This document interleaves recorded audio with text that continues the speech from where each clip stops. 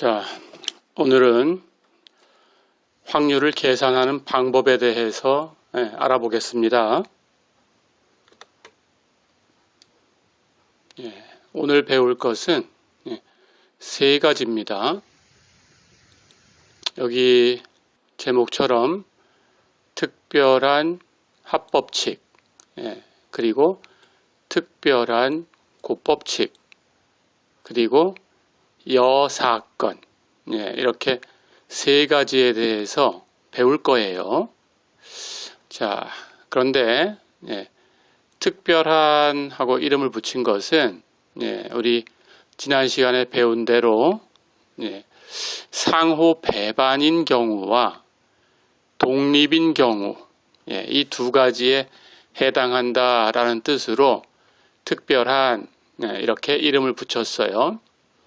특별한 합법칙은 두 개의 사건이 상호 배반이 되는 경우에 사용을 합니다. 지난 시간에 배웠죠. 상호 배반. 어떤 두 개의 사건이 상호 배반이다 라고 하면 그 두 개의 사건은 절대로 동시에 발생할 수는 없다 그랬어요. 지난 시간에도 예시를 들었었는데 주사위를 던졌을 때 그 윗면에 나오는 눈이 홀수인 사건 또는 짝수인 사건, 이렇게 둘로 구분을 한다고 하면 홀수인 사건과 짝수인 사건은 절대로 동시에 발생할 수는 없죠. 그렇죠? 홀수면서 짝수도 될 수는 없어요. 그래서 그런 경우는 상호 배반이다 이렇게 얘기를 했습니다. 그런 경우에 이제 합법칙을 특별한 합법칙이다 이렇게 불러요.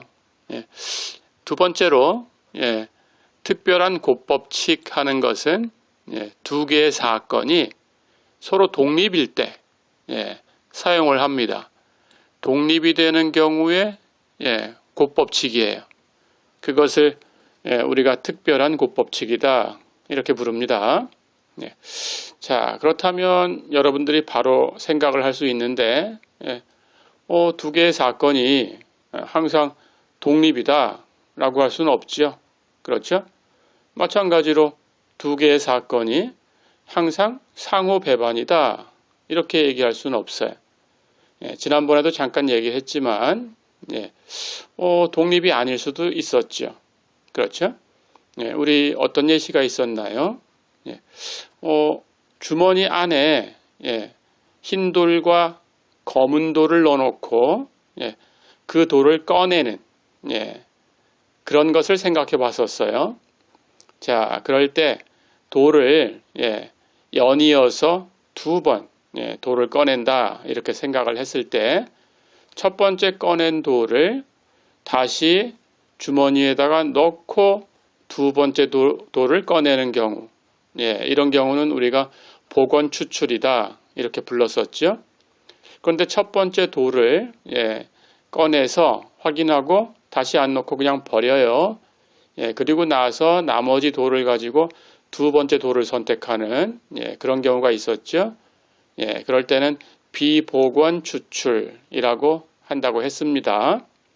자, 그럴 때 복원 추출을 하게 되면 원래 있던 돌만큼 똑같이 만들어 놨으니까 첫 번째 돌을 꺼내는 사건이 두 번째 돌을 꺼내는 사건에 영향을 주지 않습니다. 그렇죠? 그런 경우가 독립이다 이렇게 얘기를 했었어요. 그런데 돌을 꺼내서 버리고 두 번째 돌을 꺼내게 되면 두 번째 돌은 첫 번째 돌이 흰 돌이 나왔는지 검은 돌이 나왔는지 이것이 두 번째 돌이 흰 돌이냐 검은 돌이냐 하는 그 확률에 영향을 주게 되죠. 그렇죠? 영향을 준다라고 했으니까 이런 경우는 독립이 아니다 이렇게 얘기를 해야 되겠죠. 그렇죠?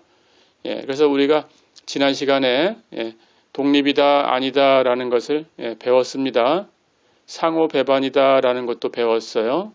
구분할 수 있겠죠. 자, 그래서 합법칙을 상호 배반인 두 사건 했을 때는 특별한 합법칙, 그렇지 않을 수도 있어요. 상호 배반이 아닐 수도 있어요.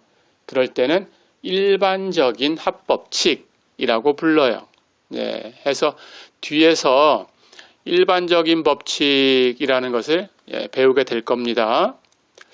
마찬가지 곱법칙도 독립인 경우에 사용하면 특별한 곱법칙. 하지만 독립이 아닌 사건들도 있어요. 조금 전에 설명했듯이 그럴 때에는 곱법칙이 다른 방법으로 정의가 돼야 돼요. 앞의 사건에 의해서 뒤의 사건이 영향을 받았으니까 그 확률이 조정돼야 돼요. 바뀝니다. 그렇게 계산하는 것을 우린 조건부 확률이라고 부를 거예요. 그리고 그 경우에 이제 곱법칙을 배우게 됩니다. 그러면 그 곱법칙이 그냥 특별한 곱법칙하고는 살짝 달라지죠. 뒤에 곱해지는 값이 그 조정된 값으로 바뀌게 됩니다. 조건부 확률로 바뀌게 돼요. 그래서 그런 것들을 뒤에서 배울 거예요. 자, 그러면 우리는 그 확률을 계산하는 법칙이 합법칙이 있고 곱법칙이 있다라고 지금 정리를 하고 있는 거죠. 그렇죠? 근데 합법칙이 상호 배반인 두 사건에 대해서 얘기가 될 때는 특별한 합법칙, 그렇지 않을 때는 일반적인 합법칙, 이렇게 얘기를 하는 거고, 곱법칙도 독립인 두 사건에 대해서 계산을 할 때는 특별한 곱법칙, 하지만 독립이 아닌 사건에 대해서도 계산할 수 있어요. 그럴 때는 일반적인 곱법칙, 이렇게 얘기를 합니다. 자, 그래서 이제 우선은 합법칙하고 곱법칙에 대해서 먼저 알아보려고 합니다. 첫 번째 얘기, 곱법칙 얘기를 먼저 할 거예요. 곱법칙. 자, 그래서 이제 곱법칙, 특별한 곱법칙 얘기를 할 텐데, 조금 전에도 얘기했듯이 독립인 사건에 대해서 얘기한다. 이렇게 생각해 주면 됩니다. 상호 배반, 독립하는 것을 동전 얘기를 가지고 한번 옮겨볼까요? 동전을 던지면 앞면과 뒷면이 있어요. 그렇죠? 자, 그러면 앞면이 나오는 사건하고 뒷면이 나오는 사건은 동시에 앞면이면서 뒷면일 수는 없죠. 그렇죠? 그렇다면 상호 배반이다 라고 할 수 있어요. 그렇죠? 마찬가지로 동전 얘기를 가지고 독립이라는 얘기를 해보면 동전을 두 번 던질 거예요. 처음에 던지는 동전을 1센트짜리 동전이라고 한번 가정을 해볼까요? 두 번째 던지는 동전은 5센트라고 해볼까요? 자, 그렇다면 앞에 던지는 1센트가 앞면이 나오건 뒷면이 나오건 관계없이 뒤에 던지는 5센트는 앞면이거나 뒷면이거나 할 거예요. 그렇죠? 1센트짜리가 앞면이 나왔다고 5센트짜리가 앞면이 나오거나 아니면 뒷면이 나와야 되는 이유는 없어요. 그렇죠? 마찬가지입니다. 1센트짜리가 뒷면이 나왔다고 5센트짜리가 앞면 또는 뒷면 영향을 받을 이유가 없어요. 그렇죠? 그래서 1센트짜리하고 5센트짜리하고는 그 서로 영향을 안 주니까 독립이다. 두 개의 사건은 독립이다. 이렇게 얘기할 수 있습니다. 자, 그러면 특별한 곱법칙에 대해서 얘기를 이어서 가보겠습니다. 금방 얘기했던 것처럼 동전을 두 개를 던진다라고 가정을 해보겠습니다. 두 개의 동전을 던져요. 당연히 첫 번째 동전, 두 번째 동전, 그 앞면인가 뒷면인가, 그 영향을 안 주니까 서로 독립이다 이렇게 얘기할 수 있어요. 그렇죠? 그렇다면 이 독립인 사건에 대해서 우리가 곱법칙이라는 것을 어떻게 정의할 건가라는 걸 생각을 해보는 거예요. 이 예시를 통해서 정의를 할 겁니다. 자, 예를 들어서 예, 두 개의 동전을 던지는데 첫 번째는 1센트 동전, 두 번째는 5센트 동전, 이렇게 두 동전이 있어요. 두 동전을 던지는데 우리가 이런 확률을 한번 계산해 볼까요? 두 개의 동전이 모두 앞면이 나올 확률. 자, 이걸 한번 계산해 보겠습니다. 둘 다 앞면이 나올 확률을 지금 구하려고 해요. 예, 그렇다면 첫 번째 던지는 1센트 앞면이 나와야 되겠죠. 네, 두 번째 던지는 5센트도 앞면이 나와야 됩니다. 그렇죠? 자, 그러면 각각의 확률을 계산해 보면 될 텐데, 1센트가 앞면이 나올 확률은, 동전은 앞면과 뒷면 두 개가 있어요. 그러니까 우리가 지난 시간에 배운 대로 용어를 가지고 설명을 하면 표본 공간, 샘플 스페이스, 우리 S라고 기호를 사용했지요. 거기에는 앞면, 뒷면, H와 T 두 개가 있어요. 그 중에 앞면이 나올 확률이니까 사건에는 앞면밖에 없어요. 그렇죠? 그러니까 전체는 두 개인데 앞면은 하나니까 앞면이 나올 확률은 2분의 1이지요. 그렇죠? 마찬가지입니다. 5센트가 앞면이 나올 확률 똑같이 계산하면 돼요. 전체 공간은 두 개. 사건에는 하나의 표본점이 있어요. 그렇죠? 그러면 1센트가 앞면이 나올 확률 2분의 1이죠. 5센트가 앞면이 나올 확률 2분의 1이죠. 그렇죠? 자, 이제 여기서 우리가 정의를 합니다. 이렇게 서로 독립인 두 사건에 대해서 두 개가 동시에 일어날 확률, 두 동전이 모두 앞면이 나올 확률 하는 것은 앞에 거도 앞면, 뒤에 거도 앞면 이렇게 되는 거니까 앞면이 나오는 두 사건이 동시에 일어나는 거예요. 그 사건의 확률은 각각의 확률을 곱한 것으로 정의를 합니다. 그래서 둘 다 앞면이 나올 확률은 2분의 1, 2분의 1 곱해준 거예요. 그럼 4분의 1이죠. 그렇게 정의를 하는 거예요. 그래서 이것이 확률의 정의다. 이렇게 생각하면 됩니다. 자, 그러면 마찬가지 두 동전이 모두 뒷면이 나올 확률을 똑같은 방법으로 계산해 볼 수 있겠죠. 1센트도 뒷면이 나와야 되고 5센트도 뒷면이 나와야 돼요. 그렇죠. 그렇다면 똑같이 합니다.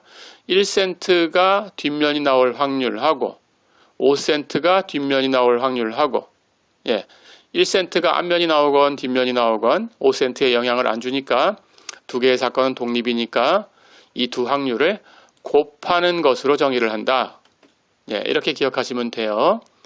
자, 그래서 1센트가 뒷면이 나올 확률, 표본 공간에는 앞면과 뒷면 두 개가 있고 사건에는 뒷면 하나가 있어요. 1센트가 뒷면이 나올 확률 2분의 1입니다. 5센트가 뒷면이 나올 확률 마찬가지 표본 공간 개수가 2개, 사건 개수가 1개, 2분의 1. 그래서 2개 곱하면 4분의 1이다. 어려운 거 없죠? 이렇게 특별한 곱법칙이라는 것을 이렇게 정의를 해야 되겠구나 하고 생각을 한 거예요. 자, 그러면 이제 이 특별한 곱법칙이라는 것을 기호를 이용해서 이제 정의를 하겠습니다.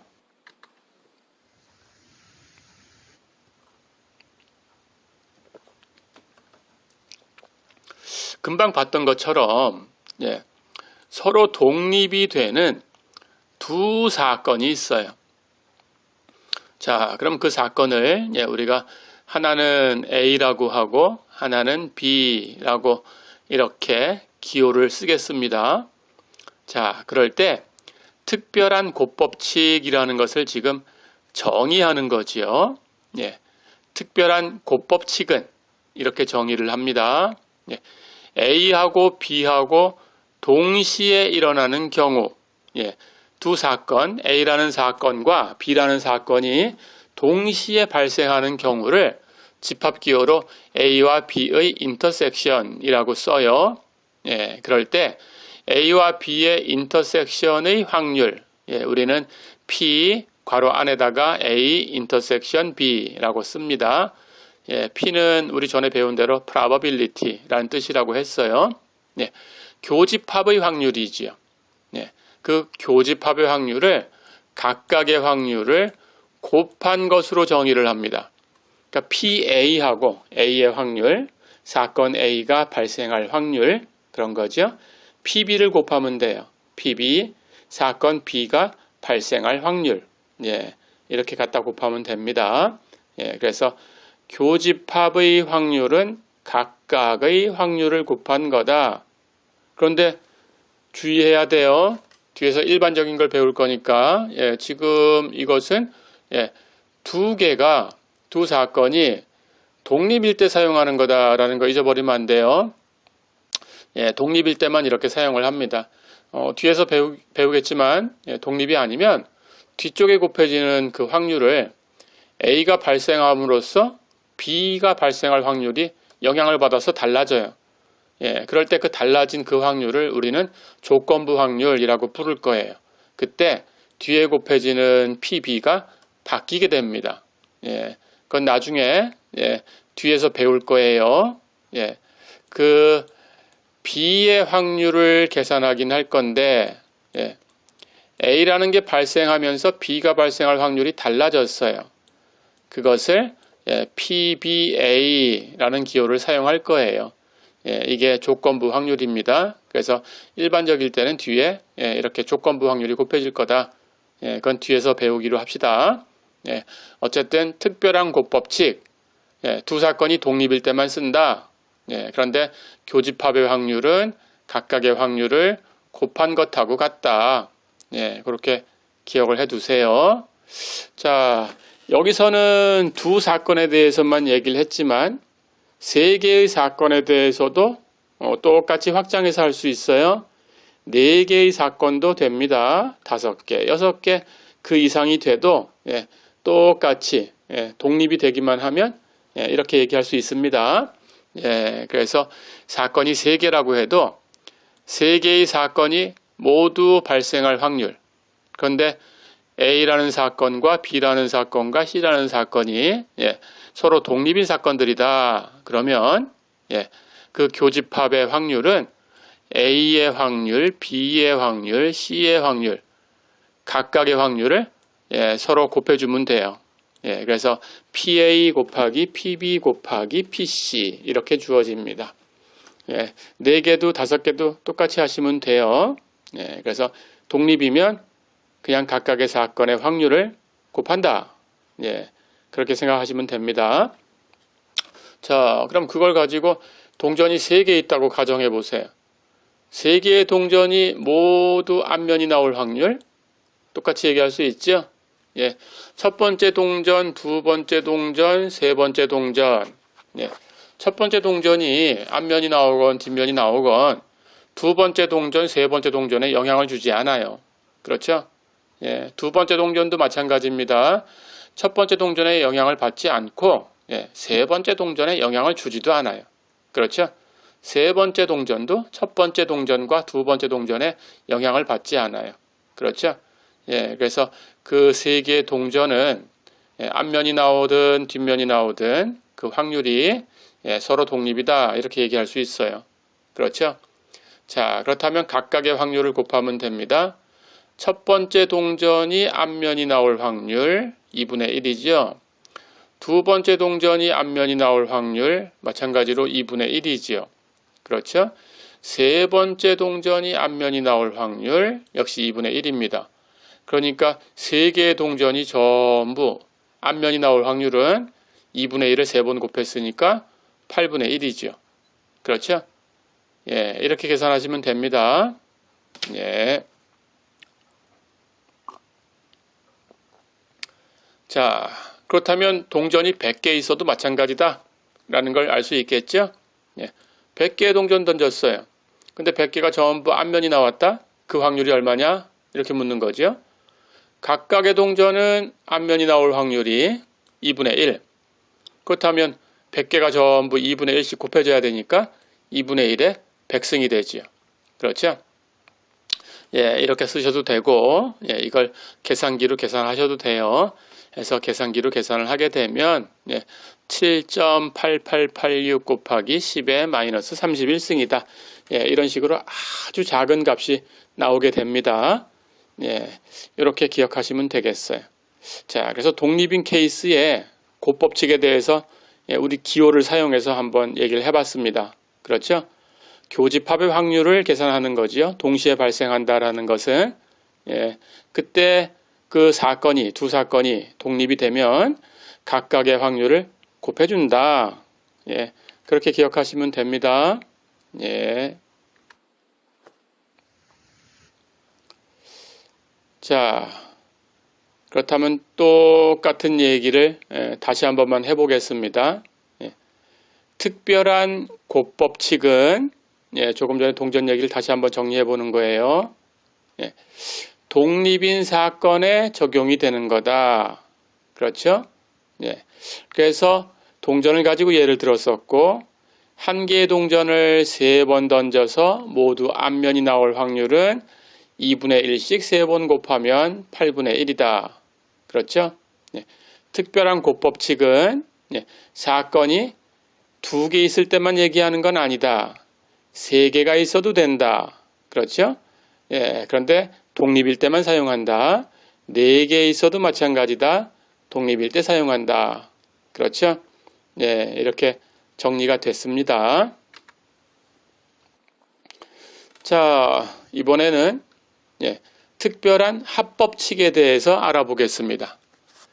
특별한 합법칙, 예, 앞에서 설명을 했지요. 예, 특별하다라고 붙인 예, 이 합법칙은 두 사건이 상호 배반일 때 사용하는 거다. 그렇죠? 예, 상호 배반이다라는 거 예도 들었어요. 예, 동시에 발생할 수는 없는 사건. 어떤 두 개의 사건이 동시에 일어날 수 없다. 그러면 상호 배반이다. 라고 했습니다. 그렇죠? 예, 마찬가지예요. 동전이 앞면이 나오는 사건과 뒷면이 나오는 사건은 동시에 발생할 수 없었다. 그렇죠? 그래서 그 두 개의 사건은 상호 배반이다. 그때 합법칙, 예, 이제는 곱법칙이 교집합이다라는 걸 봤으니까 합법칙은 이건 합집합이겠구나 하는 게 생각이 되지요. 예, 그렇습니다. 해서 예, 합집합에 대해서 얘기하고 싶어요. 예, 그러니까 A라는 사건과 B라는 사건의 합집합이니까 그 원소가 A에 있던지 B에 있던지 둘 중에 하나에 있으면 되는 거죠. 그렇죠? 당연히 동시에 있어도 됩니다. 근데 둘 다에 안 들어가면 안 되죠. 그렇죠? 예, 그러니까 합집합에 들어가는 거니까 OR로 연결이 된 거다. 예, A에 있거나 혹은 B에 있거나 그렇게 생각해 주면 됩니다. 자, 그럴 때 이제 우리가 상호 배반이 되는 두 사건에 대해서 예, 합법칙을 정의를 하려고 해요. 그 합법칙을 특별한 합법칙이다 라고 부를 겁니다. 자, 그럼 한번 예를 들어 볼게요. 자, 아까 동전 얘기를 했었는데 역시 두 개의 동전을 던질 거예요. 그런데 이번에는 이런 확률을 계산해 보려고 합니다.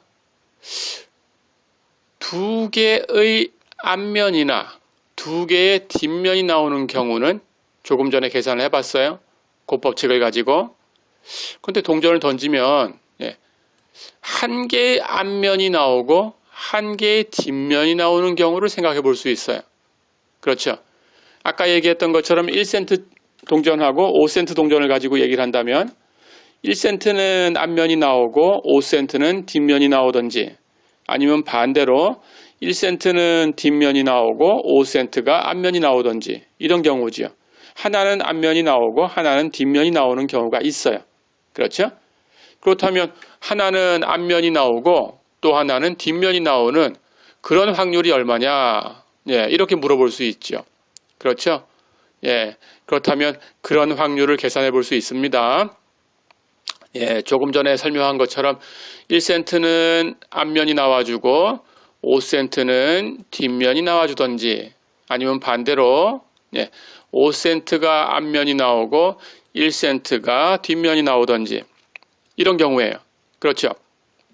자, 그런데 1센트가 앞면이 나오고 5센트가 뒷면이 나온 이 사건하고 반대로 5센트가 앞면이 나오고 1센트가 뒷면이 나오는 이 사건하고는 동시에 발생할 수는 없죠? 그렇죠? 예, 어떤 동전이 앞면이다, 어떤 동전이 뒷면이다 라는 걸 제시해 주었기 때문에 동시에 나올 수는 없습니다. 그렇다면 이 두 개의 사건은 상호 배반이다 라고 할 수 있어요. 그렇죠? 예, 이런 경우에 합법칙을 이제 정의를 합니다. 예, 이렇게 정의를 할 거예요. 자, 우리 계산을 통해서 한번 봅시다. 어떤 방식으로 정의가 돼야 되는 건지. 예. 왼쪽에는 1센트 동전이라고 할까요? 오른쪽에는 5센트 동전이라고 할까요?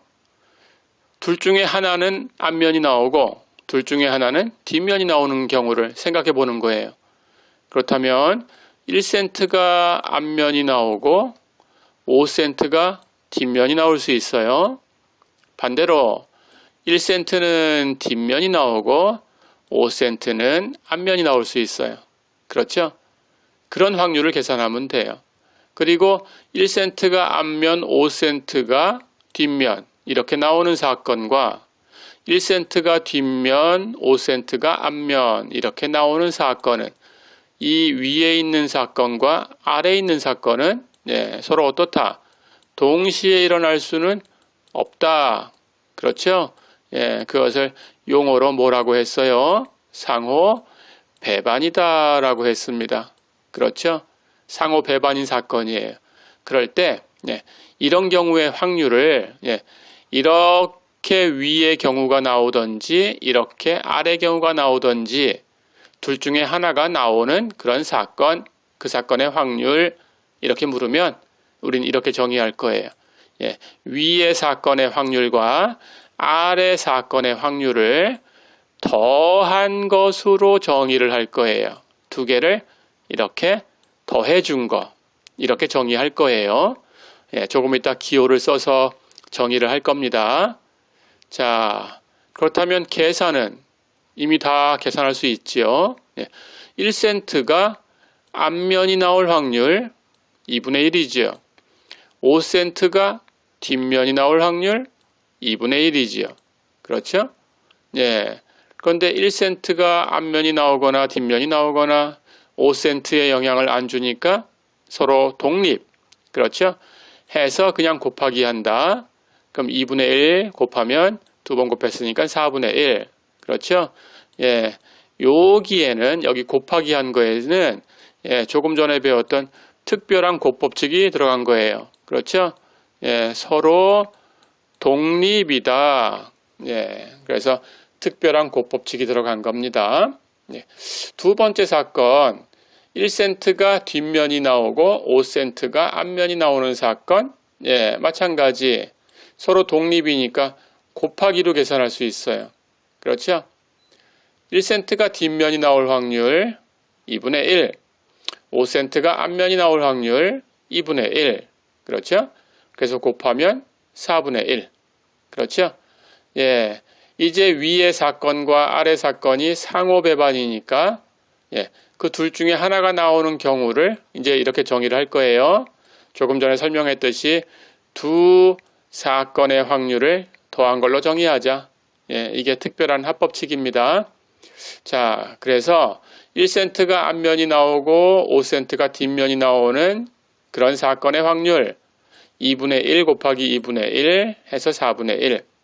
그것하고 반대로 1센트가 뒷면이 나오고 5센트가 앞면이 나오는 그런 사건의 확률 2분의 1과 2분의 1을 곱해서 4분의 1. 이 두 확률을 더해주면 돼요. 그러니까 둘 중에 하나가 앞면이 나오고 둘 중에 하나는 뒷면이 나오는 그런 사건의 확률은 4분의 1과 4분의 1을 더하면 2분의 1이다. 이렇게 정의가 됩니다. 자, 이렇게 정의를 할 거예요. 이게 정의입니다. 그렇다면 기호를 써서 특별한 합법칙을 정의를 하겠습니다. 자, 어떤 두 개의 사건이 상호 배반이다. 그럴 때 우리는 두 사건 A와 B에 대해서 상호 배반인 사건이라고 했어요. 두 사건 A와 B에 대해서 A하고 B의 합집합이 발생할 확률, 이걸 정의하고 싶은 거예요. 이게 특별한 합법칙입니다. 그것을 이렇게 정의를 합니다. A의 확률과 B의 확률을 더해주는 것으로 정의할 거예요. 자, 그럼 여기서 생각해야 돼요. A하고 B하고는 상호 배반이다 그랬으니까 동시에 일어날 수는 없다고 했어요. 그렇죠? 동시에 일어날 수 없다라는 것은 교집합이 없다라는 뜻입니다. 그렇죠? 그러니까 상호 배반이라는 것은 A라는 사건과 B라는 사건의 교집합은 공집합이다 그런 뜻이에요. 그렇죠? 자, 그럼 여기서 생각해 볼 수 있어요. 우리가 뒤에서 배울 텐데 일반적인 합법칙이다 그러면 교집합이 있다라는 뜻이네요. 그렇죠? 그렇다면 우리가 집합에서 배운 것처럼 교집합의 확률을 한 번은 빼줘야 되겠구나. 이렇게 생각하면 됩니다. 실제로 그래요. 해서 일반적일 때는 교집합의 확률을 두 개 더한 것에서 빼주면 됩니다. 그런데 특별한 합법칙은 상호 배반이다 라고 했으니까 교집합은 공집합이에요. 공집합이라는 것은 일어날 확률이 0이에요. 그렇죠? 그래서 0은 빼주나 말하니까 그냥 두 개를 더하면 됩니다. 그래서 이게 정의입니다. 특별한 합법칙, 상호 배반인 두 사건에 합집합이 발생할 확률은 각각의 확률을 더해준 것하고 같다. A 유니온 B의 확률은 A의 확률과 B의 확률을 더한 것과 같다. 어렵지 않죠? 이렇게 정의를 했습니다. 자, 그렇다면 조금 전에 동전을 가지고 했던 것을 기호를 사용해서 우리 앞에서 배웠던 기호를 사용해서 한번 설명을 해볼까요? 동전 두 개를 던졌어요. 그렇다면 표본 공간 S는 우리 샘플 스페이스 S라고 쓴다고 했죠. 어떤 표본점을 가지고 있나요? 첫 번째는 둘 다 앞면이 나오는 거. 그렇죠? 두 번째는 첫 번째 동전은 앞면, 두 번째 동전은 뒷면이 나오는 거. 세 번째는 첫 번째 동전은 뒷면, 두 번째 동전은 앞면이 나오는 거. 그렇죠? 네 번째는 첫 번째 동전도 두 번째 동전도 둘 다 뒷면이 나오는 경우 이렇게 네 개의 표본점이 있겠죠. 그렇죠? 우리 표본점, 그 네 개의 단순 사건, 그 표본 공간에 속한 원소, 표본점이라고 부른다고 했었죠. 그 네 개의 표본점이 있어요. 그렇죠? 자, 그러니까 각각의 사건은 둘 다 앞면이 나오거나 첫 번째 게 앞면, 두 번째 게 뒷면 이렇게 나오거나 아니면 첫 번째가 뒷면, 두 번째가 앞면 이렇게 나오거나 아니면 첫 번째도 뒷면, 두 번째도 뒷면 이렇게 나오거나 이 각각에 대해서 각각의 확률은 2분의 1씩 두 번 곱한 거니까 전부 4분의 1이죠. 그렇죠? 그러니까 표본점 4개밖에 없고 그 중에 하나라고 했으니까 각각의 확률은 4분의 1씩이구나. 이렇게 계산할 수 있죠.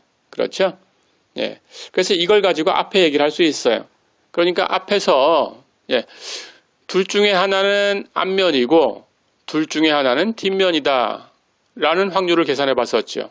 그렇죠?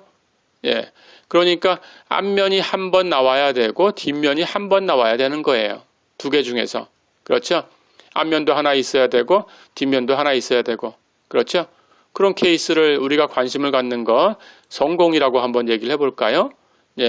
그렇다면 앞면이 한 번 나오고 뒷면이 한 번 나오는 것은 이 표본점 중에서 뭐가 있어요? HT 이렇게 되든지 아니면 TH 이렇게 되든지 이렇게 있죠. 그렇죠? HH와 T는 여기에 해당이 안 되지요. 그렇죠? 근데 각각의 확률은 4분의 1이라고 했어요. HT 확률이 4분의 1이라고 했어요. TH 확률이 4분의 1이라고 했어요. 그렇죠? 그러니까 두 개를 더하면 2분의 1이 되지요. 그렇죠? 예, 이렇게 계산할 수 있습니다. 자, 그래서 이렇게 단순 사건들이 몇 가지 이렇게 반복되어 있는 경우를 우리는 복합 사건이다라고 부를 거예요. 예, 나중에 뒤에 가서 이제 이런 것들을 다루게 됩니다. 예, 가볼까요? 자, 그러면 이제 특별한 합법칙이라는 것을 기호를 써서 한번 계산을 해보겠습니다. 기호를 사용하는 걸 한번 연습해 볼게요. 자, 오른쪽에 있는 그 그림을 한번 보세요. 이번에는 3개의 동전을 던졌어요.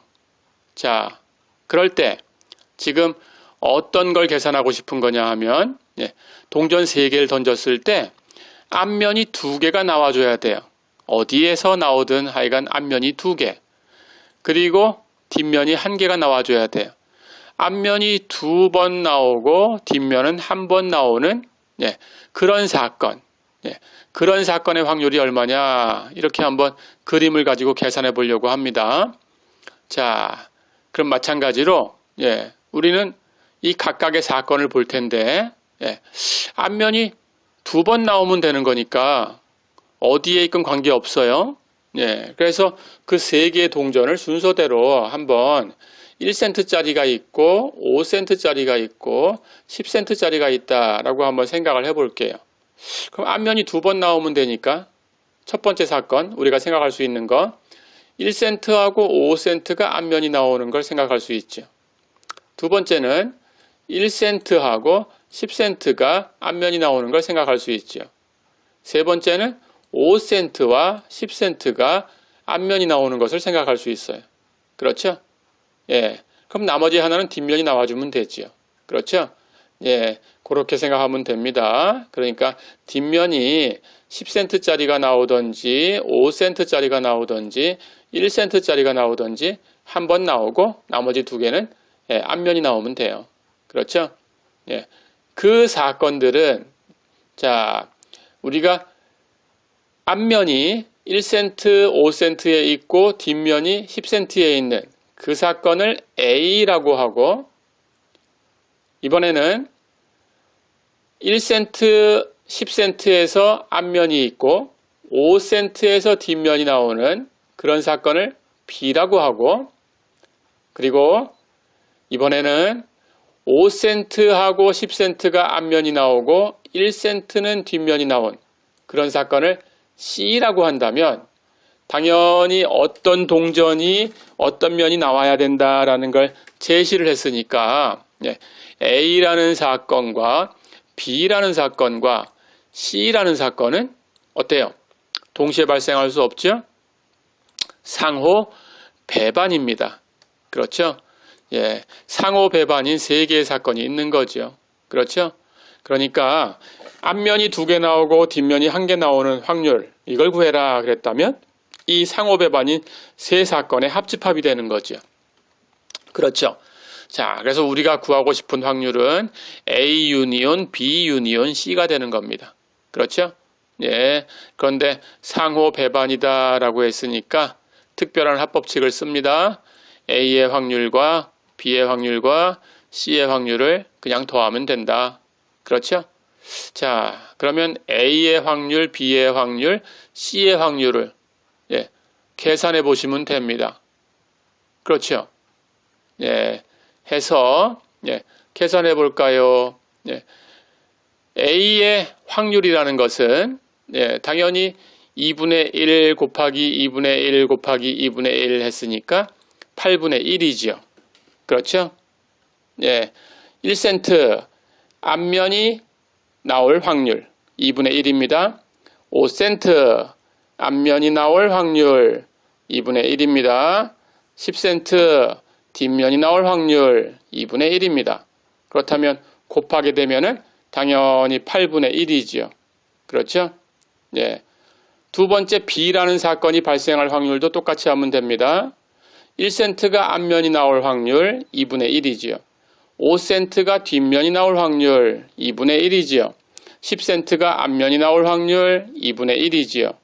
그렇다면 서로 독립이니까 3개 곱하면 8분의 1이지요. 그렇죠? 해서 B가 발생할 확률도 8분의 1입니다. 그렇죠? C가 발생할 확률 1센트가 뒷면이 나올 확률 2분의 1이지요. 5센트가 앞면이 나올 확률 2분의 1이지요. 10센트가 앞면이 나올 확률 2분의 1이지요. 서로 독립이니까 3개 곱하면 8분의 1이지요. 그렇죠? 해서 각각의 확률은 전부 8분의 1씩입니다. A의 확률 8분의 1, B의 확률 8분의 1, C의 확률 8분의 1. 그렇다면 다 더하면 8분의 3이지요. 그렇죠? 예, 이렇게 특별한 합법칙을 사용해서 계산해 볼 수 있다. 예, 어려운 거 없었죠?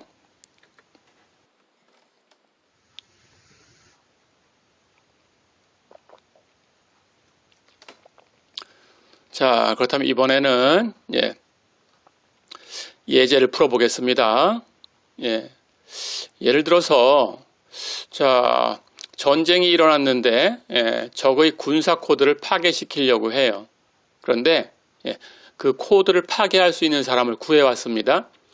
존이라는 사람이 있고 메리라는 사람이 있었어요. 존과 메리는 서로 독립적으로 일하고 있는 코드 파괴 전문가예요. 자, 독립적이다라는 거 잊어버리면 안 됩니다.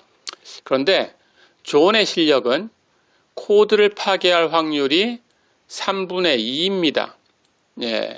그러니까 3번 시행을 하면 2번은 성공한다. 그런 실력을 가진 거죠. 메리가 코드를 파괴할 수 있는 실력, 확률은 4분의 3이에요. 4번 시행하면 3번은 성공을 해요. 메리는. 자, 그런데 두 사람이 동시에 이제 적의 코드를 파괴하려고 지금 덤벼들고 있었어요. 자, 그렇다면 코드가 실제로 파괴될 확률이 얼마냐? 이렇게 물어봤습니다. 계산해 볼까요? 코드가 파괴된다라는 것은 당연히 둘 중에 한 사람만 성공하면 되지요. 그렇죠? 그래서 코드가 파괴되는 사건을 D라고 할게요. 그럼 우리는 D의 확률을 계산해야 됩니다. 그렇죠? 근데 코드가 파괴된다라는 것은 조금 전에 얘기했듯이 두 사람 중에 한 사람만 성공하면 돼요. 그렇죠? 둘 다 성공해도 당연히 파괴가 됩니다. 그렇죠? 자, 그렇다면 존과 메리가 둘 다 코드를 파괴할 수 있어요. 그 사건을 A. 두 번째는 존은 성공하고 메리는 실패했어요. 그래도 존이 성공했으니까 코드는 파괴가 됩니다. 그런 사건을 B라고 하고, 반대로 존은 실패했어요. 메리는 성공했어요. 그래도 메리가 성공했으니까 파괴가 되겠죠. 그렇죠? 그 사건을 C라고 하면, 그렇다면 어느 하나만 돼도 코드는 파괴가 됩니다. 그렇죠? 자, 그런데 이 세 개의 사건은 어때요? 동시에 일어날 수는 없어요. 상호 배반입니다. 그렇죠? 그러니까 PD는 당연히 A와 B와 C의 합집합으로 계산되면 되지요. 그렇죠?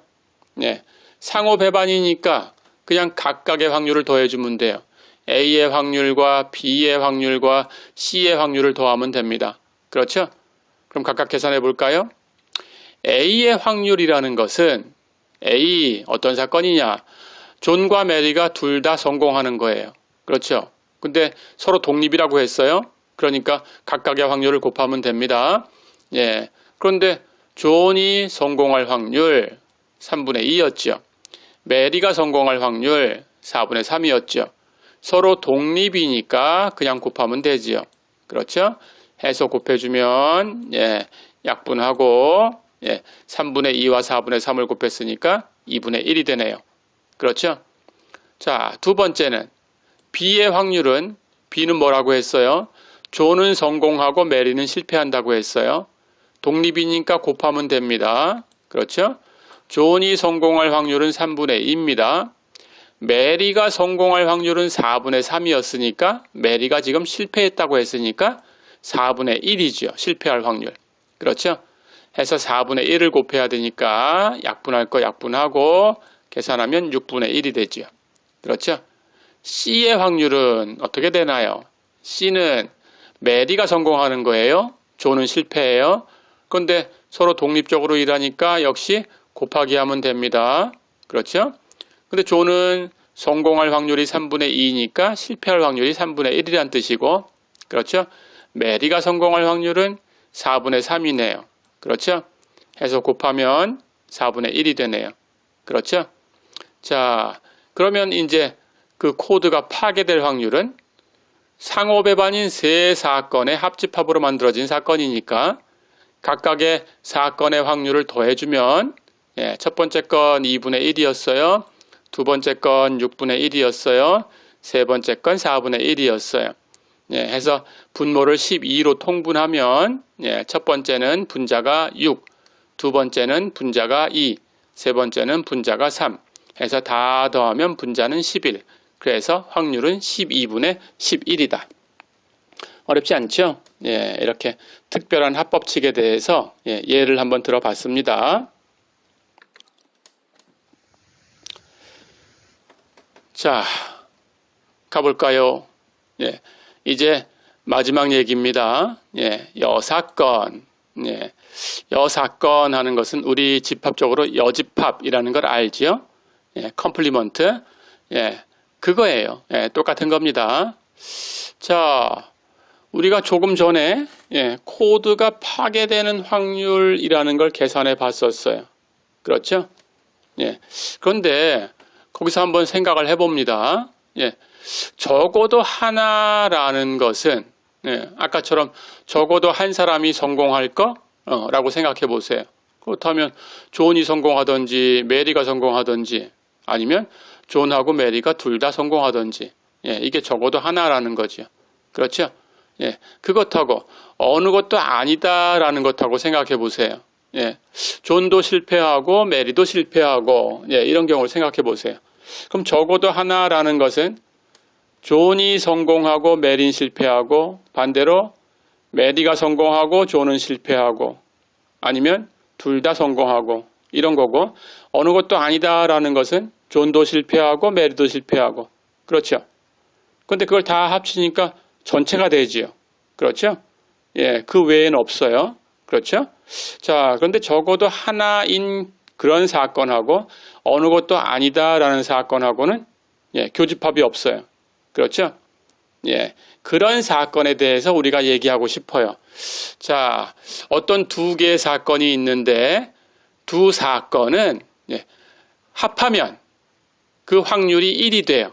그러니까 전체 공간이 된다라는 뜻입니다. 그런데 교집합은 없어요. 교집합이 공집합입니다. 그렇게 되는 두 개의 사건을 상호 보완적이다 이렇게 얘기를 합니다. 어떤 두 사건이 상호 보완적이 되면 두 사건은 서로 여사건이다 라고 불러요. 그래서 여사건이다 라는 것을 이제 설명을 해봤습니다. 우리가 집합기호를 가지고 설명을 하면 두 개의 사건을 집합으로 A, B 이렇게 표시할 수 있어요. 그럴 때 A하고 B의 합집합이 전체 공간, 표본 공간 S가 되는 거예요. 그런데 A하고 B하고 교집합은 공집합이에요. 만나질 않아요. 이렇게 될 때 두 사건 A하고 B는 서로 여사건이다. A하고 B는 여사건이다. 이렇게 얘기를 합니다. 어렵지 않지요? 자, 그렇다면 여사건이다라는 것은 두 개의 사건이 A하고 B하고 교집합이 없네요. 그럼 동시에 발생할 수 없네요. 그렇죠? 상호 배반이네요. 그렇죠? 자, 그러면 상호 배반이니까 합집합의 확률은 아까 특별한 합법칙을 배웠습니다. 각각의 확률을 더해주면 되네요. 그렇죠? A의 확률하고 B의 확률을 더해주면 되는데, 그렇죠? 합집합이 S, 표본 공간이에요. 전체 집합이에요. 그런데 우리는 확률 정의할 때 우리 공리적 확률, 그 경험적인 확률, 그리고 수학적인 확률 배웠죠? 예, 그때 전체 공간이니까 S의 확률은 1이 돼야 돼요. 그렇죠?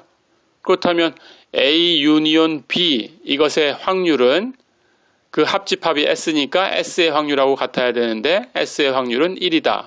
그렇죠? 그런데 상호 배반이니까 A하고 B하고 합집합의 확률은 A의 확률과 B의 확률을 더한 거다. 그러니까 A의 확률과 B의 확률을 더하면 1이다. 그렇죠? 그렇다면 넘겨주면 어떻게 되나요? A의 확률은 B의 확률을 이용해서 구할 수 있지요. 1에서 B의 확률을 빼주면 됩니다. 그렇죠? 거꾸로도 얘기할 수 있죠? 예, 반대로 B의 확률은 어떻게 계산할 수 있어요?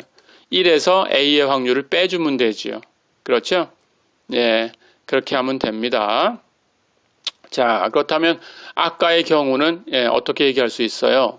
예, 존하고 메리하고 둘 중에 하나만 성공하면 코드가 파괴됩니다. 그렇죠? 그렇다면 둘 중에 한 사람이 코드를 파괴하는 그런 경우는 둘 다 파괴하든지 존이 혼자서 성공하든지 메리가 혼자서 성공하든지 그렇죠? 예, 무엇하고 여사건이 되나요?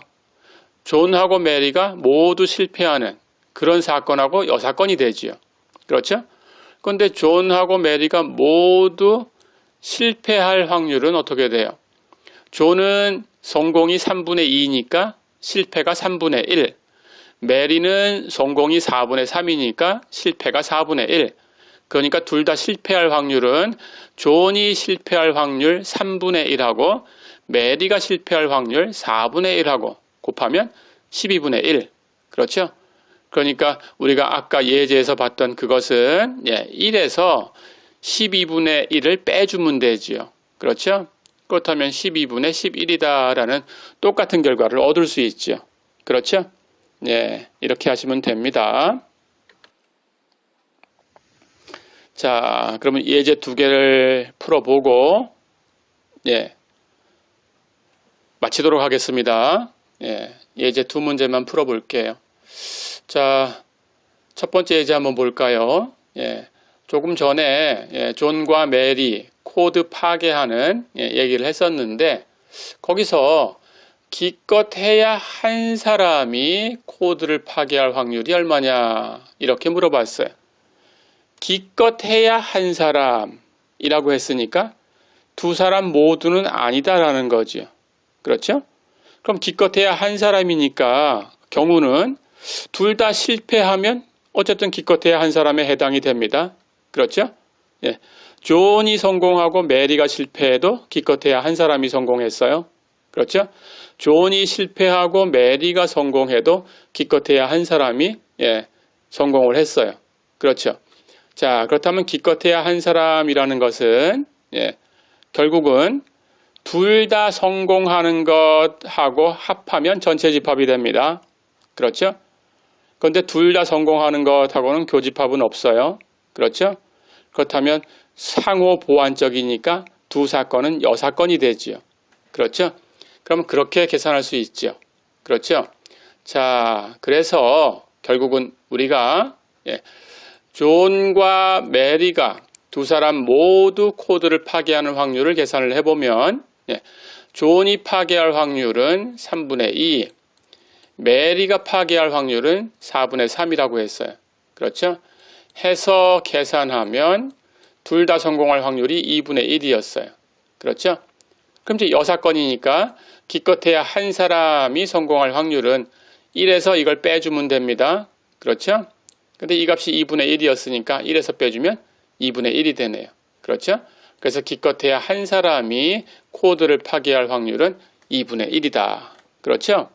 네, 이렇게 여사건을 통해서 계산할 수 있습니다.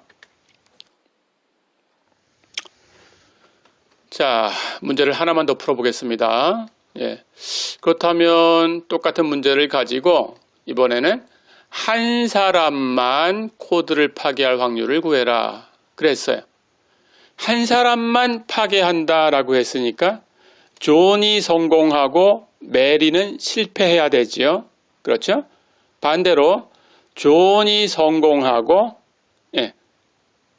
아니죠. 첫 번째는 존이 성공하고 메리는 실패하고, 두 번째는 존이 실패하고 메리는 성공하면 되지요. 그렇죠? 그렇게 한 사람만 코드를 파괴한다 그랬으니까 존이 혼자 성공하든지, 아니면 메리가 혼자 성공하든지 그렇게 하면 되지요. 그렇죠? 그럴 확률을 계산하면 됩니다. 자, 그런데 여사건이라는 걸 이용할 거예요. 그러니까 그거 말고 남는 케이스는 뭔가요? 한 사람만 코드를 파괴하는 확률, 이것하고 여사건이 되는 케이스는 뭐가 되나요? 둘 다 실패하거나, 그렇죠? 아니면 둘 다 성공하거나, 이렇게 계산하면 되지요. 그렇죠? 그래서 그런 걸 계산해서 1에서 빼주면 됩니다.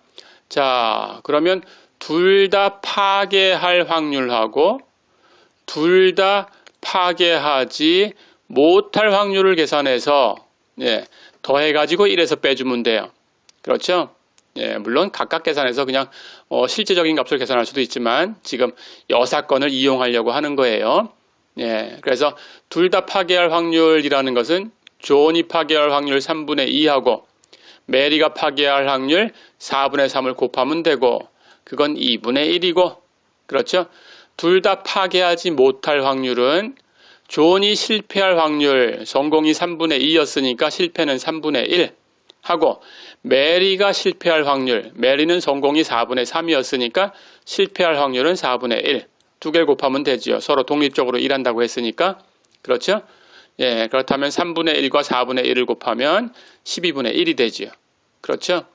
자, 그렇다면 이런 경우 둘 다 성공하든지 둘 다 실패하든지 하는 것은 12분의 1하고 2분의 1을 더해주면 되지요. 그렇죠? 12로 통분하면 2분의 1은 12분의 6이니까 1하고 더하면 12분의 7. 그렇죠? 그렇다면 이제 한 사람만 코드를 파괴하는 사건, 존이 혼자 파괴하든지 메리는 실패하고 아니면 메리가 혼자 파괴하든지 존은 실패하고 그렇죠? 그 확률은 조금 전에 구한 확률을 1에서 빼주면 되지요. 그렇죠? 해서 1에서 12분의 7을 빼주면 12분의 5가 된다. 이렇게 직접 구할 수도 있지만 여사건을 통해서 계산을 해봤어요. 자, 그러면 오늘은 여기까지입니다. 이제 4주차 두 번째 시간이 이제 끝났어요.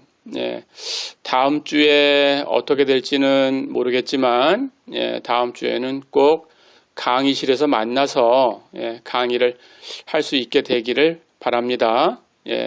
그때까지 여러분 건강하게 지내시고 건강한 모습으로 다시 만날 수 있기를 바랍니다. 그럼 오늘은 여기까지입니다. 수고하셨습니다.